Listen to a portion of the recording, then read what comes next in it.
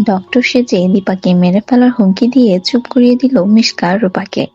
Hello বন্ধুরা, চলে এলাম তোমাদের মাঝে অনুরাগের ছোঁয়া ধারাবাহিকের আরো একটি আপডেট ভিডিও নিয়ে। ভিডিওটি দেখার আগে আমাদের চ্যানেলটি সাবস্ক্রাইব করবেন আর আমাদের পাশে থাকবেন। মিশকা কিন্তু কায়দা করে রূপার পরিচয়টা জেনে নিয়েছে। মিশকা কি রূপাকে তার টার্গেট বানাচ্ছে?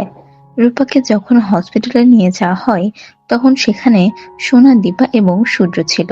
সোনা দীপাকে অপমান করছিল, এই মহিলার জন্য এত কিছু, উনি আমার মা নন, নিজের মাকেও অস্বীকার করছিল সোনা। এটা শুনে ফেলে রূপা।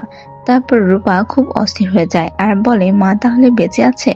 তারপর রূপা মা বলে ডাকতে যাবেই তখনই নকল ডক্টর সেজে আসা মিশকা রূপার মুখ চেপে ধরে আর হুমকি দিয়ে যায়, বলে যে নিজের মাকে বাঁচাতে চাইলে নিজের পরিচয় লুকিয়ে রাখবে।